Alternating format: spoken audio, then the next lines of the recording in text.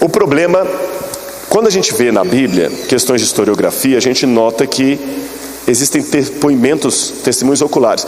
Eu sei que os advogados costumam dizer que às vezes a testemunha é a prostituta das evidências.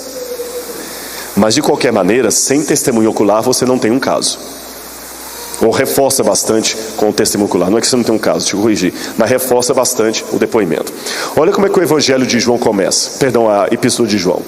O que era desde o princípio, o que temos ouvido, o que temos visto com os nossos próprios olhos, o que contemplamos e as nossas próprias mãos tocaram, anunciamos a vós outros. João, quando escreveu isso, ele escreve como testemunha ocular. Então tem alguém que falou, olha, eu não estou escrevendo algo que eu estudei, eu estou escrevendo algo que eu vi. O próprio Lucas, o Evangelho de Lucas me chama bastante atenção, porque o Evangelho de Lucas, você sabe que ele está escrito, e qual que é a sequência de Lucas? É o livro de Atos. O Evangelho de Lucas foi escrito no mesmo molde de um dossiê para ser apresentado num tribunal. E sabia que Lucas, além de médico, era advogado? Vocês sabiam disso? O cânon muratoriano e o testemunho de Egéria falam que Lucas era estudante de leis, e além de médico, ou jurista. E ele escreve como um advogado mesmo. O dossiê de Lucas, o Evangelho e o livro de Atos, é muito parecido com os dossiês romanos. Ele foi preparado para ser apresentado num tribunal. E o interessante é que o livro de Atos termina de uma maneira muito abrupta. Como é que o livro de Atos termina? Você se lembra? Paulo na cadeia aguardando a sentença de César.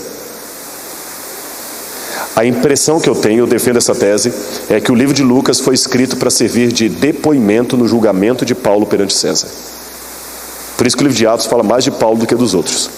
Mas só uma digressão isso aqui. E olha como é que Lucas realmente escreve. Eu vos transmiti, irmãos, em primeiro lugar, o que eu mesmo recebi, que Jesus foi sepultado e ressuscitou ao terceiro dia, cumprindo nisto o que... Desculpa, aqui é Paulo, perdão. O que diziam as Escrituras. Perdão, isso aqui é Paulo, viu? Ressuscitado, ele apareceu primeiro a Quefas, depois aos 12, e mais tarde, de uma só vez, a mais de 500 irmãos, a maioria dos quais ainda vive, tendo alguns morrido. Em seguida apareceu também Tiago, depois a todos os apóstolos e por último a mim. Quem escreveu isso? Paulo, que era opositor do cristianismo e inimigo da fé cristã. Paulo escreve, tem provas que ele ressuscitou, 500 pessoas testemunham isso. Pergunta para elas. E Lucas, que eu acabei antecipando naquela hora, Lucas começa o Evangelho assim. Visto que muitos houve que empreenderam uma narração coordenada dos fatos que se realizaram, conforme nos transmitiram os que desde o princípio foram deles, testemunhas oculares, ministros da palavra. E igualmente a mim me pareceu bem, depois de acurada investigação de tudo desde a sua origem, dar-te por escrito, excelentíssimo Teófilo, uma descrição, uma exposição em ordem. Excelentíssimo Teófilo é um pronome de tratamento. O Teófilo deveria ser juiz, magistrado, alguém ligado ao tribunal, que recebeu o dossiê de Lucas.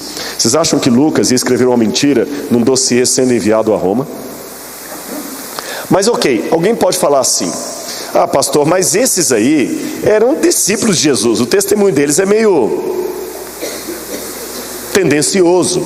Então vamos buscar fora da Bíblia. A primeira coisa que eu queria dizer é que McRae dizia que o consenso geral, tanto entre estudiosos liberais quanto conservadores, é que Lucas é erudito. O seu grego é muito próximo ao clássico e ele escreve como homem estudado. Aliás, William Ramsay era um ateu especializado em história romana que resolveu provar que a Bíblia é mentirosa. E sabe o que ele fez? Ele foi pesquisar o Evangelho de Lucas. E depois que ele estudou Lucas, como historiador ateu, ele viu que Lucas é tão preciso, que ele acabou se convertendo e terminou sua vida como cristão. E olha o que ele escreveu no livro dele. Os grandes historiadores são os mais raros dos escritores. Eu reconheço Lucas entre os historiadores de primeira classe.